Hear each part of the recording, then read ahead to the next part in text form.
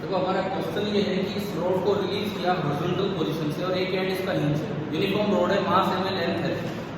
Release करने के बाद जब ये रोड वर्टिकल होगी तो उस वक्त इसका अल्फा कितना, और तब तक ये कुछ एंगुलर स्पीड भी गेन कर चुकी होगी, तो ओमेगा कितना और हिंज फोर्स कितना वो निकालना है। तो वहां वाला काम तो हम पहले कर चुके हैं रिलीज करने के जस्ट बाद। अब हम यहाँ वाला काम देखते हैं कि इस समय क्या होगा। तो उसके लिए मैं क्या करूँ, सारे फोर्सेस दिखाएं पहले। भाई सबसे पहला काम तो ये करना होता है कि टॉर्क लिख के अल्फा निकाल के लाओ, है ना। वही सीक्वेंस जो पीछे की है वही की वही सीक्वेंस फिर दोबारा से चलेगी। इस पे जब ये वर्टिकल हो जाएगा कौन कौन से फोर्स लगेंगे, एक तो एम जी जो बिल्कुल सीधा यूं आएगा, और N1 N2 को आप किसी भी डायरेक्शन में मान सकते हो, दो परपेंडिकुलर, ये हिंज फोर्स होगा, है ना। बस यही तो फोर्सेस थे। फिर हम इक्वेशन लगाते हैं टॉर्क। ये मनीष कुमार इसमें कैसे अटेंड कर रहे हैं, आदर्श ने मुकेश कुमार कौन अटेंड कर रहे हैं।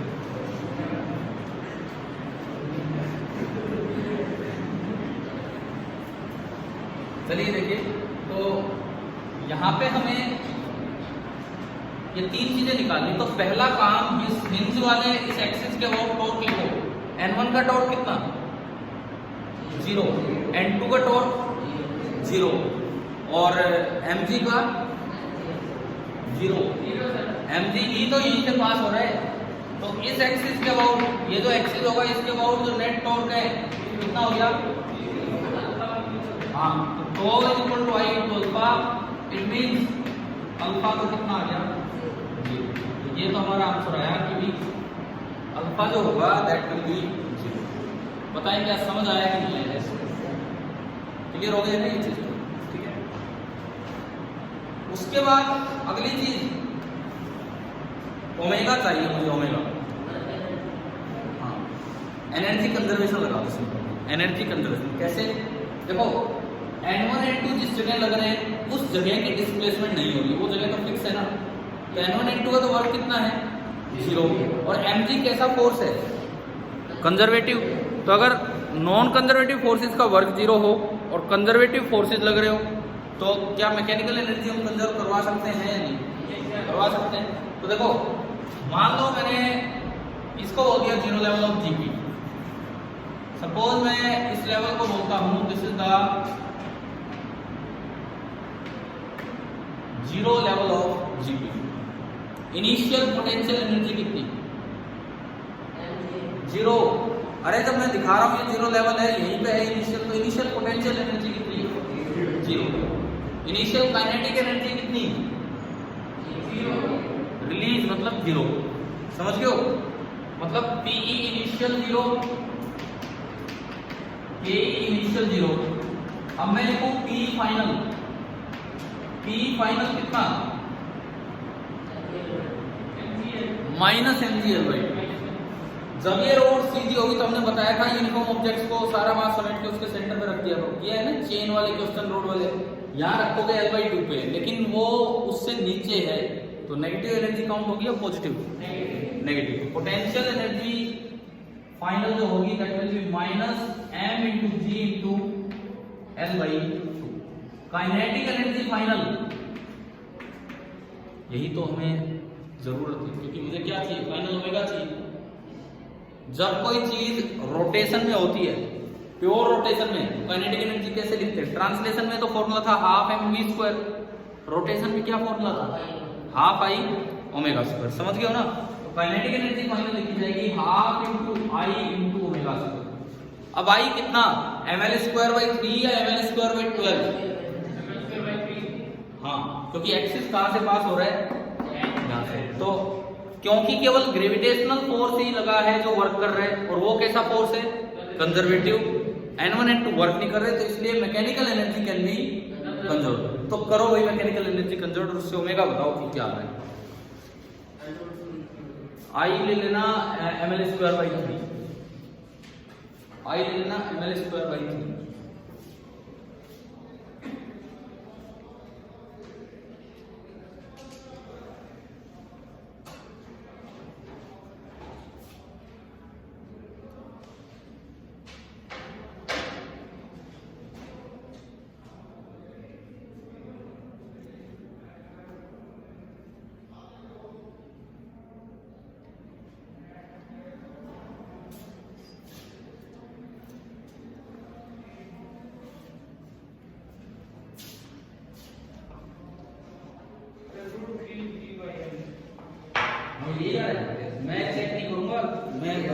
सही बताएंगे। आपने एनर्जी कंजर्वेशन लगाया एंड उससे आप कह रहे हो कि जो ओमेगा आया इस समय कितना आया, under root of 3g by L. ठीक है, इतना काम तो हो गया। अब ये बताओ हिंज फोर्स कैसे निकालेंगे। ओमेगा आ गया, अल्फा आ गया, हिंज फोर्स कल अच्छे से निकालना सिखाया था कि कैसे निकालेंगे। हिंज फोर्स निकालने के लिए पहला काम किसकी एक्सेलरेशन लाओ, सेंटर ऑफ मास की। फिर सारे फोर्सेस को कहां लिखा देंगे, सेंटर ऑफ मास पर। तो सेंटर ऑफ मास की टेंजेंशियल एक्सेलरेशन भी लाओ, सेंट्रीपिटल एक्सेलरेशन भी, तब जाके बात बनेगी। देखो सेंटर ऑफ मास तो ये है ना, ये बीच में चल रहा है, कितने रेडियस में चल रहा है centre of mass, L/2। Centre of mass का जो रेडियस है दैट इज L/2। तो उसमें कुछ एक्सेलरेशन इधर हो सकती है at, कुछ एक्सेलरेशन इधर हो सकती है ac। पहले at और ac देखो। at 0 क्यों, at होता अल्फा इंटू रेडियस, तो at तो एक बार में आ गया 0, और ac ओमेगा स्क्वायर L/2। ये छोटी छोटी गलतियां नहीं करनी। आगे क्या समझ, जो सेंट्रीपिटल एक्सेलरेशन होगी वो होगी omega square into L/2 radius, और टेंजेंशियल एक्सेलरेशन एक बार वैल्यूज निकाल लो, देख लो क्या आ रही है क्या नहीं।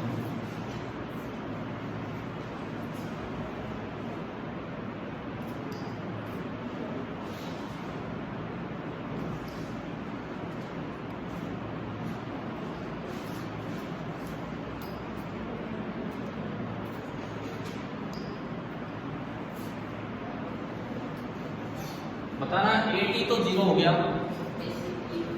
ac कितना आ रहा है, alpha into sorry omega square into L/2 किया है ना आपने।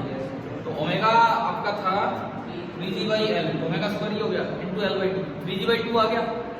इसका मतलब जो centripetal acceleration I that is 3g by 2। अब क्या करना होता है, सारे मास को समेट कर सेंटर ऑफ मास पे, है ना। तो सारा मास आपने लिया और सेंटर ऑफ मास पे रख दिया। अब फोर्सेस दिखाओ, तो एक तो नीचे लग रहा है, एक ऊपर N1 और इधर N2। अब मैं एक्सेलरेशन दिखाऊं, टेंजेंशियल डायरेक्शन में तो एक्सेलरेशन है, तो at तो कितना है 0, और सेंटर की तरफ एक्सेलरेशन अभी आई थी 3g/2। न्यूटन्स लॉ एक बार हॉरिजॉन्टली लगाओ, उससे N2 आ गया। हाँ, न्यूटन्स लॉ आपने हॉरिजॉन्टली लगाया, उससे N2 आ गया, और N2 कितना आया 0। मैंने क्या लिखा है, AC लिखा है towards the centre, towards the centre. वो वर्टिकल हो गया तो हो गया, उससे फर्क नहीं पड़ रहा। सेंटर उधर है ना, कल क्या था पिछले सवाल में AC हॉरिजॉन्टल था, अब AC क्या हो गया वर्टिकल हो गया, सेंटर किधर उधर। एक बार ये बताओ हॉरिजॉन्टल इक्वेशन क्या बनेगी, N2 equal to m into 0। तो N2 तो कितना आ गया 0। वर्टिकल इक्वेशन क्या बनेगी, N1 minus mg equal to m into 3g by. अगर बाई चांस N1 नेगेटिव भी आ जाए तो इसका मतलब होता है कि आपने डायरेक्शन उल्टी बना दी है, अपोजिट डायरेक्शन। बताओ N1 कितना है, N1 माइनस mg बराबर mg m टू 3g/2 जुड़ेगा जाके 5mg/2 आया समझ। तो N1 आ गया 5mg/2, N2 आया 0, तो हिंज फोर्स कितना हो गया टोटल 5mg/2। जो हिंज फोर्स है वो टोटल 5mg/2। ये सारे वो बच्चे लाइव अटेंड कर रहे जो यहाँ बैठे हैं, अर्षद सर लाइव चल रहे हैं, मनीष मुकेश लाइव चल रहे। कोई बात नहीं, तुम काटो वही ठीक है, पढ़ने लो, शिक्षा सबका अधिकार, कोई भी पढ़ सकता है, उसमें क्या। चलें आगे बढ़े हम। अब बताओ वो क्वेश्चन पूरा समझ में आएगा कैसे है। लेकिन अब एक चीज हो रहा है, ये तो दो स्पेशल केस हो गए, एक बार तो हॉरिजॉन्टली रोड दी और एक बार वर्टिकली रोड दी। मैं आपको अब आज की सीक्वेंस क्या होगी, अभी आज की क्लास की पहले तो मैं एक और क्वेश्चन देता हूँ थोड़ा इससे अलग, इंक्लाइंड रोड हो तो उसमें क्या होगा, है ना। उसके बाद फिर हम इस लॉ को डेराइव करेंगे। कौन सा law, tau equal to I into alpha. ठीक है, फिर आपके एक दो डाउट्स होंगे, वो टाइम बचेगा तो फिर मैं लीवर वाला कॉन्सेप्ट आपको पढ़ाऊंगा, बायो वाला लीवर नहीं, फिजिक्स वाला। चले एक सवाल देता हूँ यहाँ पर कर देंगे।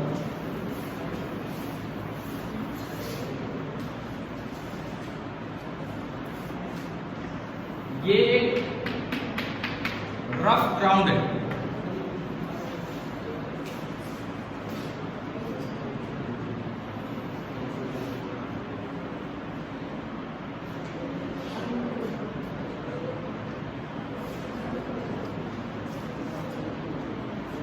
ये एक रफ ग्राउंड है और अभी ये रोड हिंज नहीं है, ये रोड बस ये यहाँ यूं रखी हुई है 60 डिग्री पे। एल इसकी लेंथ है, मास है एम, यूनिफॉर्म रोड है। जब ना बोला जाए तो यूनिफॉर्म मान ही दिया, यहाँ में यूनिफॉर्म, और इसको यहां से रिलीज किया है। और देखो ये रफ है तो जरूरी नहीं है फिसले, स्मूथ होता तो ये एंड फिसलता। रफ एंड पे ऐसा होता है कि नहीं कि भाई कोई सीढ़ी यूं गिर जाती है लेकिन वो एंड फिसलता नहीं है। तो मैं कहता हूं ये सफिशिएंटली रफ है। ये जो एंड है ये किस पे रहेगा, समझ गए हो, यानी कि रिलीज करने के बाद ये रोड यूं आना, तो रिलीज ही किया है तो उस वक्त ओमेगा कितना 0। मैं जस्ट आफ्टर रिलीजिंग में क्वेश्चन देता हूं, जस्ट आफ्टर रिलीजिंग। देखो इस तरह के अब ये बार बार करने से काम ये समझ आना चाहिए कि जैसे पहले एक बार हॉरिजॉन्टल एरिया वर्टिकल अपील पे आए, बीच में मैंने कंपोजिट रोड वाला भी करवा दिया आपको, समझ में आया कि उसमें कंपोजिट रोड वाला इसलिए अच्छा सवाल था कि उसमें मोमेंट ऑफ इनर्शिया का भी यूज ढंग से हो रहा था और सेंटर ऑफ मास वाला भी। तो अब देखना आपको जो सिंगल रोड है, जस्ट आफ्टर रिलीजिंग फिर तो आप अल्फा बताओ क्या होगा, और एक कॉन्टैक्ट फोर्स बाई ग्राउंड, यहां मैं उसको लिखूं नॉर्मल रिएक्शन बाई ग्राउंड कितना होगा, और friction static friction by ground, क्योंकि कॉन्टैक्ट फोर्स बाई ग्राउंड के दो कंपोनेंट होते हैं, नॉर्मल रिएक्शन और एक स्टैटिक फ्रिक्शन। कीजिए ट्राई, फिर हम करवाते हैं।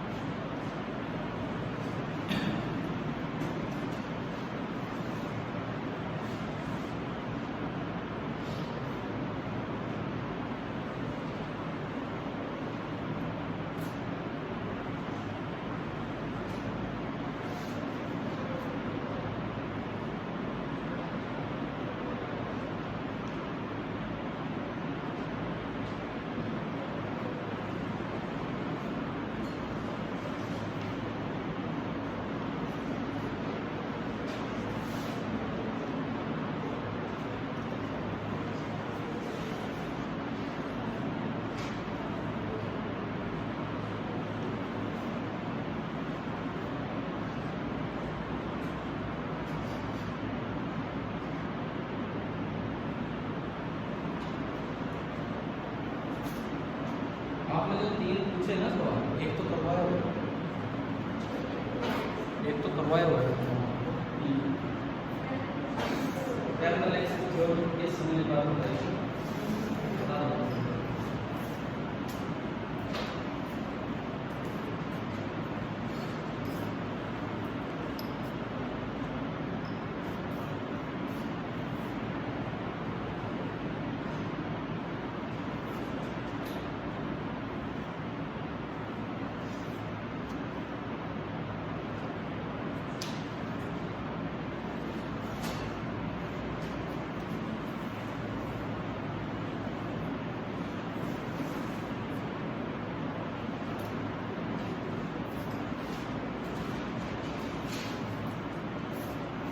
देखो वही के वही काम करना है, वही के वही काम, बिल्कुल सेम।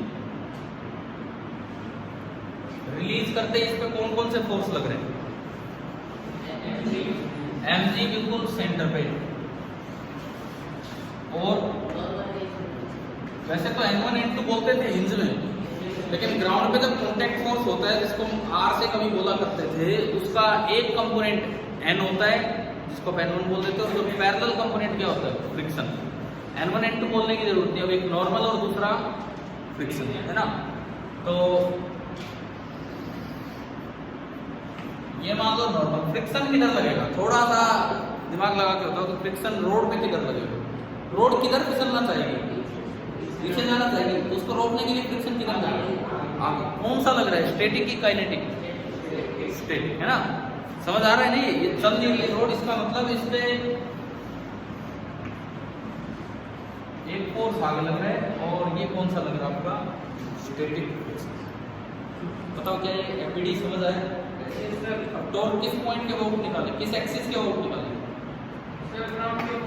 ये एक एक्सिस लो, जब भी tau equal to I into alpha लगाए, एक बार फिर से सुने, जब भी tau equal to I into alpha लगाए, टॉर्क पॉइंट के अबाउट की, टॉर्क किसके अबाउट निकालना है? एक्सिस, क्योंकि मोमेंट ऑफ इनर्शिया पॉइंट के अबाउट डिफाइन नहीं होता है, मोमेंट ऑफ इनर्शिया एक्सिस। तो मैंने क्या किया, रोड के परपेंडिकुलर ये एक एक्सिस ले लिया, ठीक है। n1 का टॉर्क कितना? 0, n2 का टॉर्क 0, ठीक है। और mg का टॉर्क इस एक्सिस के अबाउट निकालना है, पहले तो पॉइंट के अबाउट निकालो, ये पॉइंट ले लिए इस एक्सिस पे, यही वाला, ठीक है। mg की ये लाइन है, ये लेंथ है l/2, तो ये जो लेंथ होगी l/2 इंटू cos 60 हो जाएगी r परपेंडिकुलर, है ना। तो टॉर्क अबाउट अ पॉइंट क्या निकल के आया? टॉर्क अबाउट अ पॉइंट निकल के आया mg into l/2 into cos 60, वो तो 1/2 ही होता है, तो mg l/4। अब डायरेक्शन की बात करो, क्योंकि एक्सिस के अबाउट जब करते हैं ना, तो पहले पॉइंट के अबाउट निकाल के फिर उस टॉर्क का कंपोनेंट करते हैं पैरेलल टू द एक्सिस। तो देखो ये r क्रॉस f, आप देखो r तो यूं ना, और या फिर यूं देख लो ना, इसके अबाउट ये क्लॉकवाइज घुमाएगा, एंटी क्लॉकवाइज, यानी कि इनवर्ड, और एक्सिस भी तो ऐसे ही है, एक्सिस पैरेलल है, तो यही टॉर्क किसके अबाउट हो जाएगा? एक्सिस के अबाउट। समझ आया? सेम टॉर्क हो जाएगा एक्सिस के अबाउट, तो total torque about this axis यही आएगा, क्योंकि बाकी दो तो कितने हैं? 0। हो गया कि नहीं आया? समझ आ गई? अब आगे इक्वेशन बनाओ अल्फा निकालने के लिए। Net torque is equal to I into alpha. Torque कितना आया? टॉर्क अभी लिखा है बोर्ड पे mg l/4, है ना। आई हम जानते हैं इस एक्सिस के about, mg l/4 is equal to, इस एक्सिस के अबाउट आई कितना? ml²/3 और into alpha, ml²/3 into alpha. l से l कैंसिल, m से m भी कैंसिल, यहां से अल्फा कितना आ रहा है? 3g/4। ये बताओ यहां तक पहला पार्ट आपको समझ आ गया कि नहीं? अब फोर्सेस कैसे निकालने होते हैं? करो करो, आपको पता है, आप कीजिए बोर्ड पे, सिर्फ आपको करो।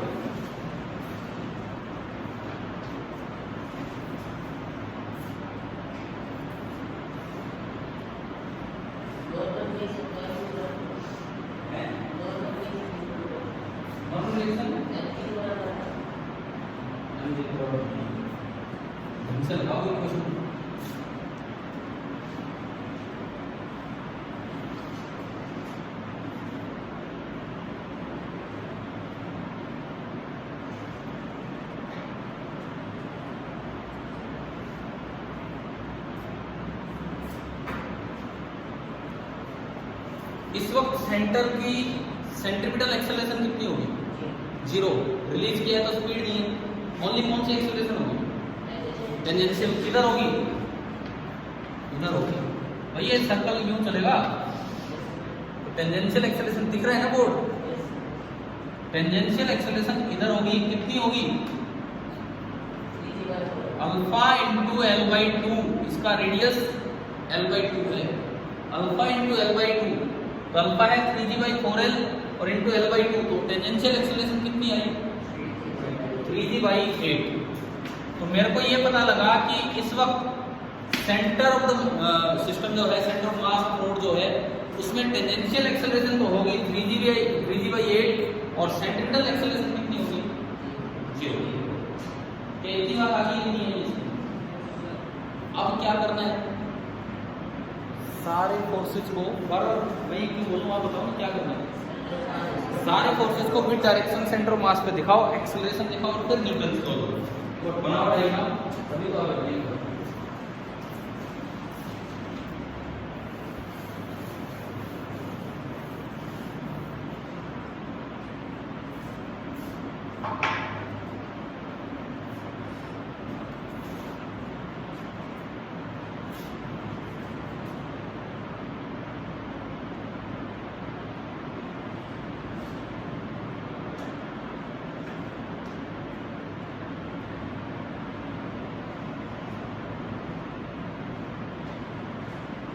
देखिए ये सेंटर ऑफ मास है, जो फोर्सेस दिख रहे हैं, एक तो नीचे mg, एक ऊपर नॉर्मल रिएक्शन और एक आगे स्टैटिक फ्रिक्शन। एक्सेलरेशन किधर है? इस बार मैंने क्यों लिया है सवाल? मैंने कहा कि हमने हॉरिजॉन्टल ले लिया, वर्टिकल इस बार किसी एंगल पे लिया है ना, तो ना तो एक्सेलरेशन हॉरिजॉन्टल है ना वर्टिकल है। सेंट्रिपेटल डायरेक्शन में तो है नहीं, लेकिन टेंजेंशियल डायरेक्शन में है, तो जो एक्सेलरेशन है दरअसल वो इधर है, इधर है। ये इस तरह से देखना होगा आपको। हमें ये एंगल दिखा रखा है कितना? 60 डिग्री, ये 90, ये कितना?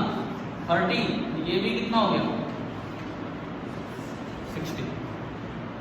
तो जो एक्सेलरेशन आई थी 3g बाई 8, उसके दो टुकड़े करने पड़ेंगे, एक वर्टिकल, हाँ थोड़ा सा ये ध्यान देना है, मतलब क्यों नहीं है कि जिधर एक्सेलरेशन उधर ही फोर्स बैलेंस कर दिया। अब एक्सेलरेशन के कंपोनेंट करने पड़ेंगे।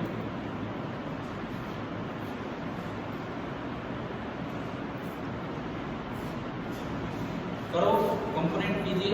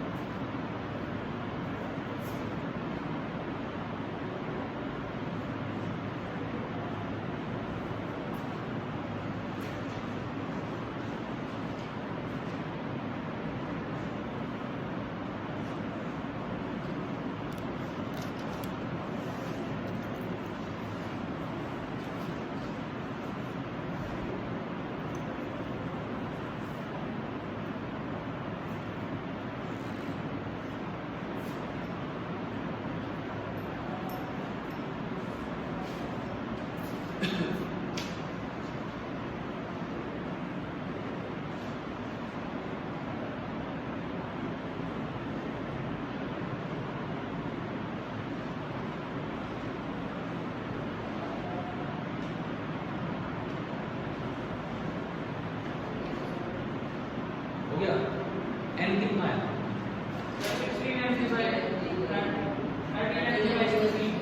13। अब देखो आप कह रहे थे mg आएगा, mg तो नहीं आना नहीं, मतलब मैं अब उसी काम को हमने थोड़ा सा जनरलाइज किया किसी बीच के एंगल पे। अब समझ आया कैसे हम तीनों को आगे बढ़ा रहे हैं? ठीक है, देखिए इसके कंपोनेंट बोला एक्सेलरेशन के, इधर तो कितना होगा? cos 60 होता है 1/2, तो 3g बाई 16, और sin 60 होता है √3/2, 3√3 बाई 16g। अब मैं न्यूटन लॉ लगाऊं तो वर्टिकली लगाया, वर्टिकली क्या इक्वेशन बनेगी? mg minus n 3g by 16।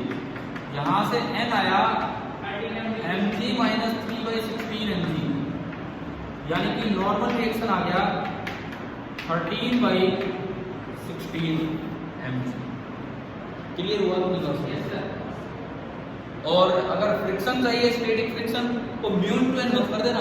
By chance जैसे म्यू भी दे रखा हो, क्यों नहीं करते म्यू इनटू एन? फ्रिक्शन का एक फॉर्मूला तो हमने पढ़ा है ना, म्यू इनटू एन, वो क्यों नहीं कर सकते यहाँ पे? क्योंकि ये स्टैटिक फ्रिक्शन आपने पढ़ा था, स्टैटिक फ्रिक्शन कभी भी उस तरह से नहीं निकलता। म्यू इनटू एन तो उसकी लिमिटिंग वैल्यू या काइनेटिक फ्रिक्शन की वैल्यू, समझ रहे हो ना? इस क्वेश्चन में आपको मतलब गुमराह करने के लिए म्यू दिया जा सकता है, और एन आते ही आप म्यू समझ, मान लो म्यू दे रखा हो हाफ, अब एक ऑप्शन उसमें ये भी मिलेगा एन तो ये है तो म्यू 13/32 mg, आधे बच्चे वो भी करेंगे अगर म्यू हाफ। आपको ध्यान आ रहा है कि स्टैटिक फ्रिक्शन कभी भी म्यू इनटू एन से नहीं निकलता है, वो लिमिटिंग या काइनेटिक की वैल्यू होती है। तो अब फ्रिक्शन निकालोगे तो आपने फिर से न्यूटन लॉ लगाया हॉरिजॉन्टली, तो एक ही फोर्स है m इंटू जी, तो जी ए 3/16 m। आप बताओ फंडामेंटल ऑफ रोटेशन ढंग से लगाना आया कि नहीं आया? और फिर उससे कोई भी फोर्स निकालना हो तो एक चीज दिमाग में बैठ जानी चाहिए कि पहले तो सेंटर ऑफ मास तक पहुंचना है और फिर उसके बाद न्यूटन्स लॉ लगाना। ठीक है, अब बात ये आती है कि हम बार बार यूज कर रहे हैं tau equal to I to alpha for rotation, तो एक बार इसका प्रूफ करते हैं कि कैसे ये रूल है। ठीक है, तो लिख दो, हेडिंग डाल लो, proof of the equation tau is equal to I to alpha.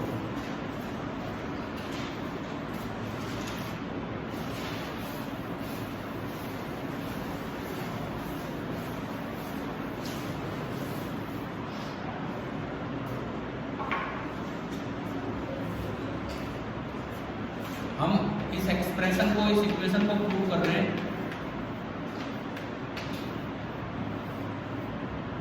Toe is equal to I to alpha, ये चीज हम प्रूव करना चाहिए। देखो मान लो ये कोई भी आपने एक रिजिड बॉडी ली और ये है इसका एक्सिस ऑफ रोटेशन, जिसके अबाउट इस बॉडी को घुमाया जाए। मैंने कहा ये n पार्टिकल सिस्टम है,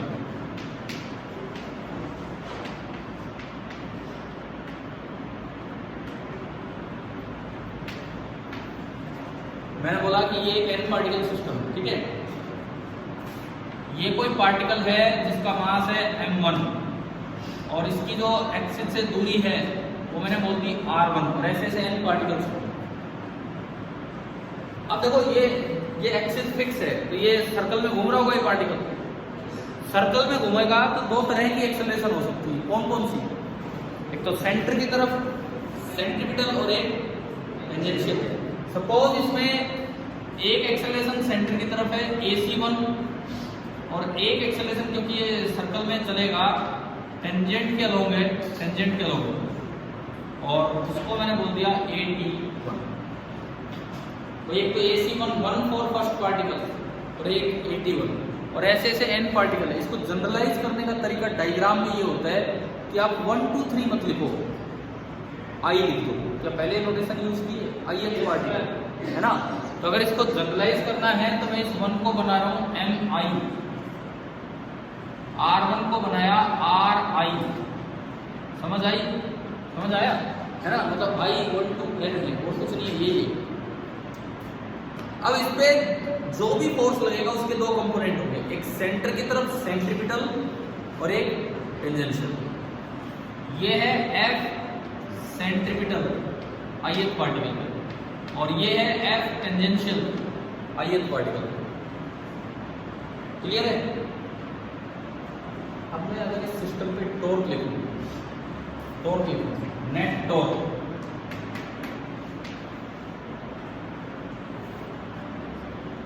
तो that will be equal to summation torque on ith particle.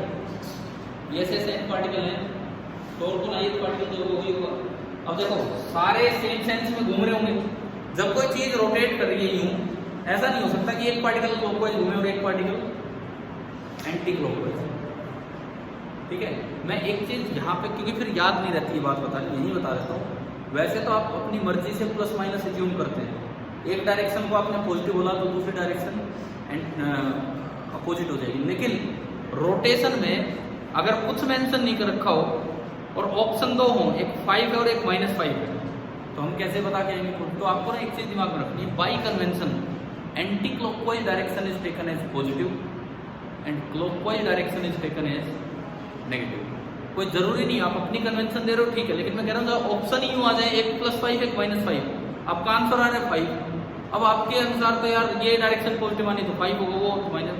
तो आप एक चीज दिमाग में रखें, चाहे लिख ले ये लाइन कि रोटेशन में, in rotation by convention anticlockwise direction is taken as positive and clockwise direction is taken as negative. याद रखना बड़ा आसान है। आप एंगल दिखाते हो 30 डिग्री एंगल ऊपर दिखाते हो नीचे दिखाते हो, एक्सिस से ऊपर आप क्लॉकवाइज चले एंटी क्लॉकवाइज चले, एंटी क्लॉकवाइज, और -30 होता तो नीचे आना होता।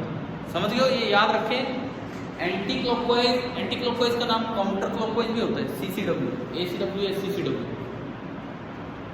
एंटी क्लॉकवाइज और काउंटर क्लॉकवाइज डायरेक्शन को लिया जाता है पॉजिटिव एंड क्लॉकवाइज को लिया जाता है नेगेटिव। एक सिंपल सी पुरानी कन्वेंशन है। अब देखो टॉर्क लिखता हूं मैं, इस एक्सिस के अबाउट मुझे टॉर्क लिखना है, इस एक्सिस के अबाउट। इसके फोर्स के दो कंपोनेंट, एक सेंट्रीपिटल और एक टेंजेंशियल। सेंट्रीपिटल फोर्स कहां से पास हो रहा है? एक्सिस से पास हो रहा है, तो उसका टॉर्क कितना? 0। पढ़ा है ना हमने कि जब भी कोई फोर्स की लाइन ऑफ एक्शन एक्सिस को क्रॉस करे तो उसका तो टॉर्क कितना लिख देंगे? 0। तो सेंट्रीपिटल फोर्स का टॉर्क तो हो गया 0। ओनली टॉर्क किसका बचेगा? टेंजेंशियल का। टेंजेंशियल का होगा लाइन ऑफ एक्शन की दूरी से मल्टीप्लाई, Ft × r। क्या होगा बताओ भाई? टॉर्क मिलना है, Ft तो परपेंडिकुलर होगा ना, और ये डिस्टेंस परपेंडिकुलर डिस्टेंस कितना है? ri। यानी कि मैं इसको लिख सकता हूं this is equal to summation F tangential on ith particle into r ith particle. एक बार ये बताओ, ये स्टेप समझ आएगा? टॉर्क जो होगा वो ith पार्टिकल पे टॉर्क लिख के उसका सम कर देना है। सेंट्रीपिटल फोर्स का कोई टॉर्क होगा नहीं इस एक्सिस के अबाउट, केवल किसका टॉर्क होगा? टेंजेंशियल का। उसका टॉर्क हम ऐसे लिख सकते हैं F × r परपेंडिकुलर और वो उसका रेडियस है। अब एक सवाल ये हो रहा है, टॉर्क वेक्टर क्वांटिटी है कि स्केलर? वेक्टर।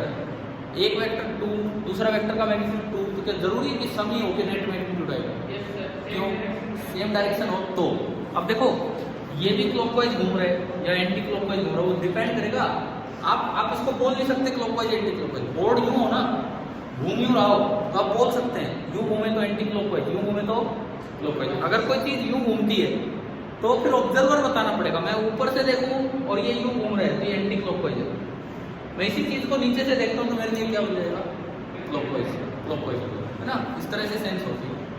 लेकिन जिस सेंस में एक पार्टिकल घूम रहा होगा उसी में दूसरा, उसी में तीसरा। अब देखो पहले पार्टिकल के लिए r क्रॉस f किधर आ रहा है? r आगे, ft आगे, किधर आया? ऊपर आया। फिर उसका कंपोनेंट करना था parallel to the axis, parallel ही है। यानी कि इस फोर्स का जो टॉर्क है ऊपर आया, ऊपर आया ना। डायरेक्ट देखो ये यूं घूम रहा है, राइट हैंड को यूं घुमाया, ऊपर आ गया। सारे यूं घूम रहे हैं तो सभी का टॉर्क किधर आएगा? ऊपर आएगा। तो हम सीधा ऐड कर सकते हैं। टेंजेंशियल फोर्स को मैं लिख सकता हूँ मास इनटू टेंजेंशियल एक्सेलरेशन।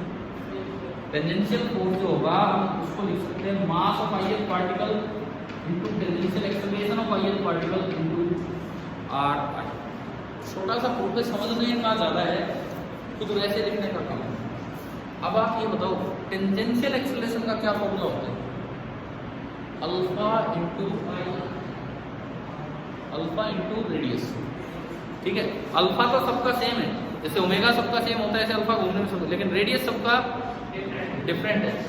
तो ये जो काम है मैं पहले अलग ही करके दिखा देता हूँ। This is equal to mass of ith particle into tangential acceleration of ith particle. और tangential acceleration of ith particle होगा अल्फा इंटू r i। उसमें alpha into r i use कीजिए। तो अगर आप इसमें alpha into r i use करेंगे तो ये बना समेशन mi अल्फा और r i एक पहले से ही है, तो क्या r i का स्क्वायर बन गया कि नहीं? अल्फा में आई नहीं लगाया, क्यों नहीं लगाया अल्फा में आई? सबका अल्फा या ओमेगा तो रोटेशन में सेम रहता है ना। तो ये समेशन मतलब जोड़, और सब सारी टर्म्स के अंदर एक अल्फा आएगा तो क्या अल्फा कॉमन आ जाएगा? आ गया। तो मैं इसको लिख सकता हूँ this is equal to sigma mi ri square को मैंने अलग किया और अल्फा का अलग कर दिया, और ये क्या होता है sigma mi ri square m1 r1 square plus m2 r2 square up to mn, ये क्या होता है? Capital I. समझ आए ना? तो ये आपका सिंपली बना i इंटू, तो ये मैग्नीट्यूड वाइज आ गया i इंटू अल्फा। अब डायरेक्शन वाइज इस रोटेशन में जिधर टॉर्क होगा, टॉर्क भी ऊपर आ रहा है, जिस तरह रोटेशन है अल्फा भी ऊपर आ रहा है, तो डायरेक्शन वाइज टॉर्क और अल्फा की डायरेक्शन सेम होती है। जब आप इन दोनों को मल्टीप्लाई करेंगे टॉ इंटू टॉ कैप क्या बनेगा? टॉ वेक्टर, आई तो एक स्केलर है, और अल्फा इंटू अल्फा कैप क्या बन जाएगा? Alpha vector. Tau into tau cap हो गया टॉ वेक्टर, और ये आपका हो गया अल्फा। तो आपका fundamental law of rotation, fundamental law of rotation यहाँ हमने डेराइव कर दिया है कि tau vector is equal to I into alpha.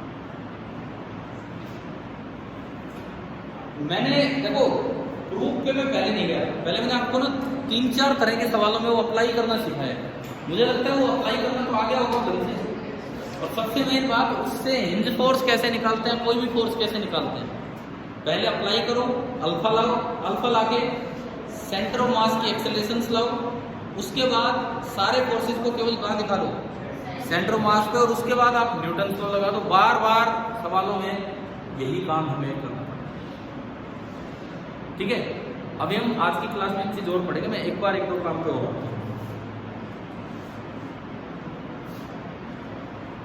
चले मिटा दो, ये हो गया ना।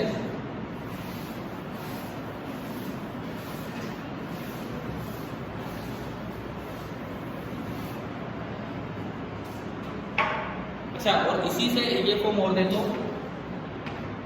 टॉर्क आपका आया आई इंटू अल्फा। अल्फा को मैं लिख सकता हूँ D omega by d T, लिख सकते हैं।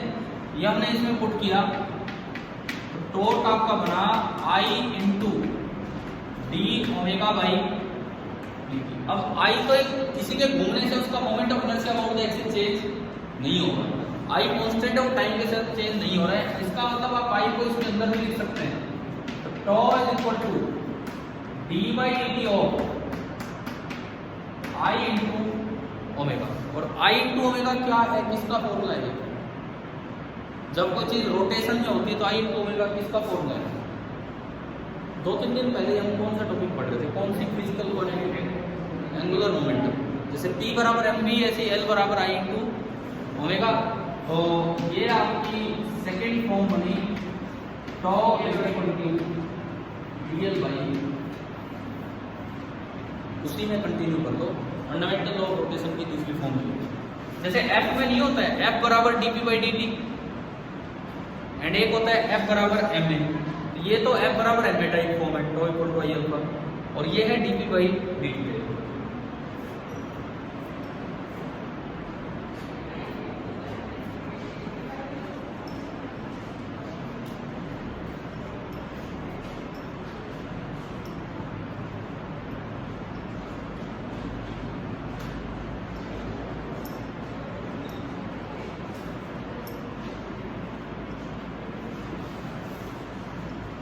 अच्छा, इससे ना इसी से एक रिजल्ट बड़ा सीधा समझ आ रहा है यही से।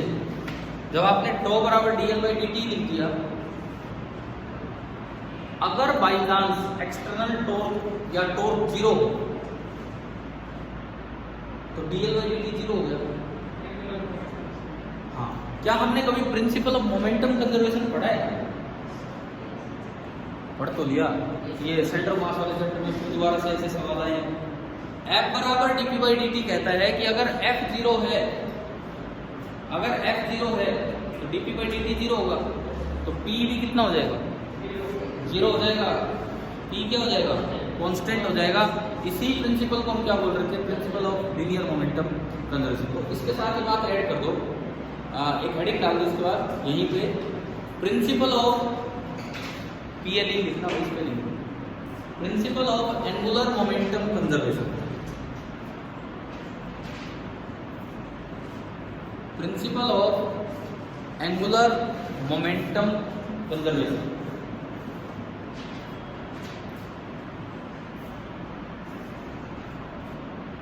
क्या बनेगी इक्वेशन, यहीं से बता दो। इफ टॉ इज 0, बस ऐसे लिख दो, पूरा वर्ड्स में लिखने की जरूरत नहीं है। If toe is 0 then dl by dt